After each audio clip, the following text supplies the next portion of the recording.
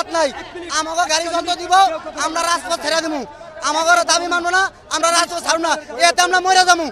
আমরা রাজপথ ছাড়ব না এটা যদি অবৈধ হয় সরকারেরা বাংলাদেশ আনলো কিভাবে সরকারের লক্ষ লক্ষ টাকার ট্যাক্স খেয়েছে তাহলে এটা অবৈধ হয় কিভাবে আমি এটা জানতে চাই রাস্তায় গার্মেন্টসের মেয়েরা যেতে পারতো না ভিক্ষাবৃত্তি বেশি ছিল এই রিক্সাটা চলার আমার মতো একটা লোক প্রতিবন্ধী আমার ভিক্ষা ছাড়া কোনো উপায় নাই স্যার আছে আমি দুইটা রিক্সা নামাইয়া আমি ভিক্ষা থেকে বিরত এটা কি সরকার চায় না আবার কি ভিক্ষাবৃত্তি এরপরে দেশের মধ্যে বেকারত্ব আবার চায় সরকার সকালবেলা ওইটা শুনতাম কি ওই দোকানের তালা ভাঙছে ওই গার্মেন্টসের বেতন লয়ে যাই তারা নাই টাকা রেখা দিছে ওই মাইয়ের মোবাইল রেখা দিছে এগুলা বন্ধ হয়েছে আবার কি সরকার এগুলা চায় ভিক্ষাবৃত্তি বাড়ুক রোডে চুরি চিন্তায় হাজারি কাটাকাটি মারামারি বেকারত্ব বাড়ুক আমার বাংলাদেশ সরকার অনেক ভালো সুন্দর দেশ পরিচালনা করতেছে আমরা খুব খুশি কারণ আমাদের প্রতিবেশী দেশ ভারতের থেকেও আমার বাংলাদেশ আজকে কয়েকটা বছর ধরে খুব সুন্দর চলতেছে কারণ এই অটোরিক্সা বাইরে 50 বছর 60 বছর 70 বছরের মানুষও খাচ্ছে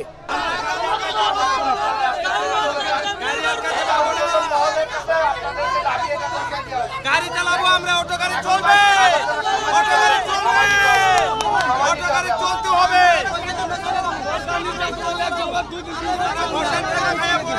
আপনাদের যে দাবি এটা পৌঁছায় দেওয়া হচ্ছে আপনারা এখন রাস্তা আটকালে তো কোনো সমাধান হবে না এটা তো সবাই জানছে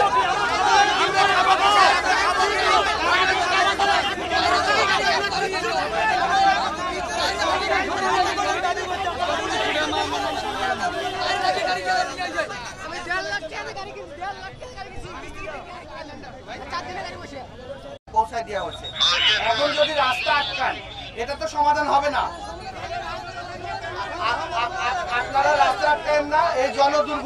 এই জনদুর্ভোগ বাড়ায়েন না ঠিক আছে এখানে অনেক অসুস্থ রোগী আছে জরুরি প্রয়োজনে অনেকে অফিস আদালতে যাচ্ছে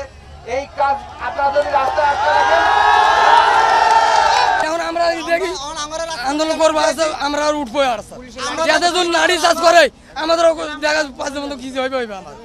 আমরা মরবো হ্যাঁ থাকবো আমরা যদি আমার দাবি না মানে আমরা শহীদ হয়ে যাবো রোডের মধ্যে আমরা রোডের মধ্যে শহীদ হয়ে যাবো সরকারের ব্যাট দেওয়া লাগলে ব্যাট দেবো সমস্যা না আমাকে অনুমতি দেখ আমরা বিদ্যুতে চালাবো যদি ব্যাট দেওয়া লাগে আমরা সরকারের দেবো পুলিশে দেবো না কোনো নেতারে দেবো না আমরা দরকার সরকারের ব্যাট দেবো সরকার একটা প্রতিষ্ঠান তৈরি করবে এই সময় বিকাল